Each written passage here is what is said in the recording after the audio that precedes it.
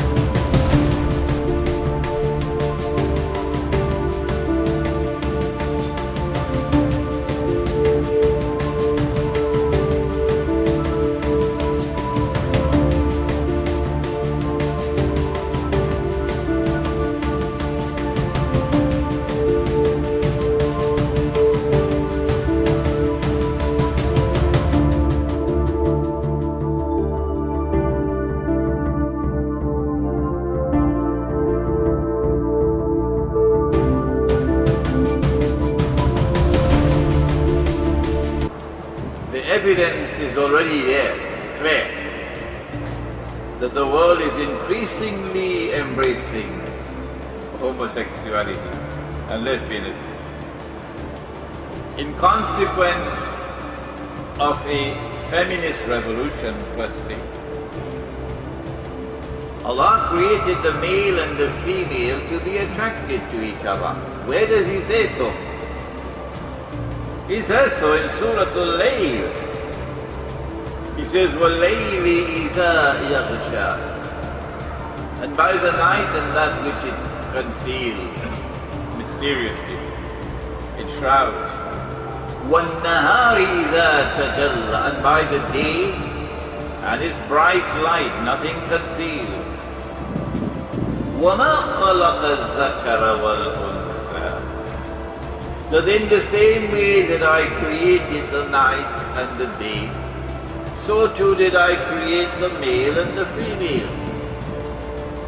Night and day are inseparable.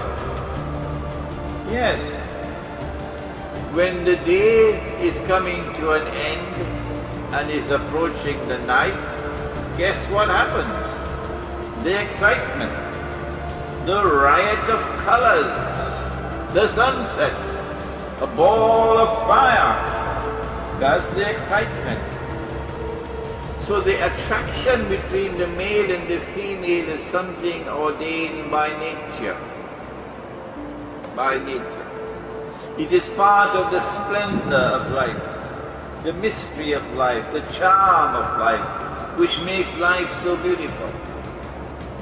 That when you marry and the night and day come together, you get a piece of heaven right here on earth.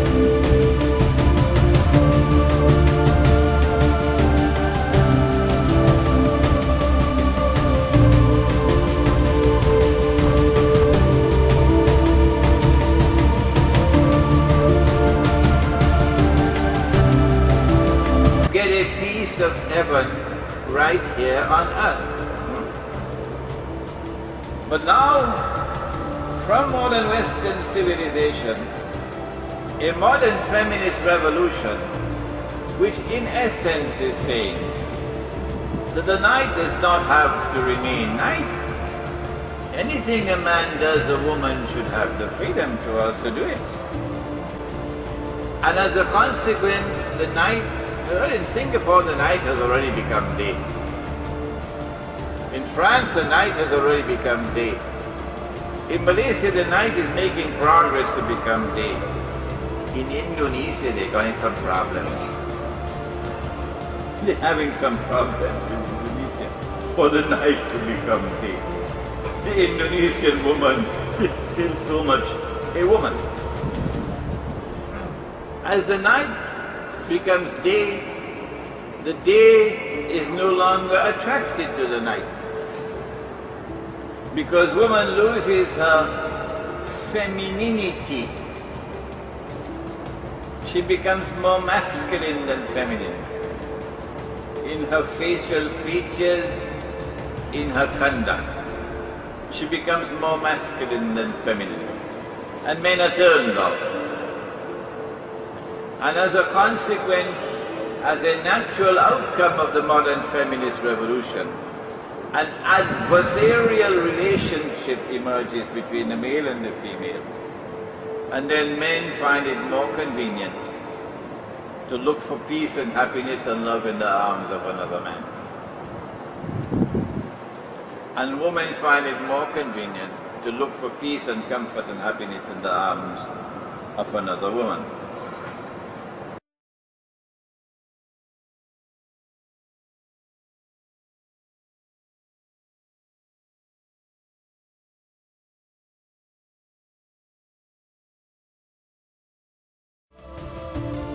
Dajjal wants to take men and transform them into women.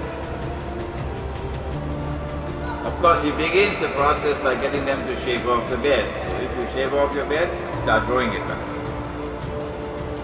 But it is possible that the food that we're eating, genetically modified food, in disturbing the genetic composition of food, we are depriving of the male, depriving him of the sustenance he needs to keep his masculinity. And in putting hormones into the cows and the sheep for more milk and meat, we find that our baby boys are going to grow up looking more like girls, behaving more like girls. And so you have a situation in which eventually some men would be attracted to other men. These are the dominant, these are the submissive. And the world is moving headlong into that direction of the people of Sodom and Gomorrah. That is going to end with destruction. Allah destroyed them, and Allah will destroy these.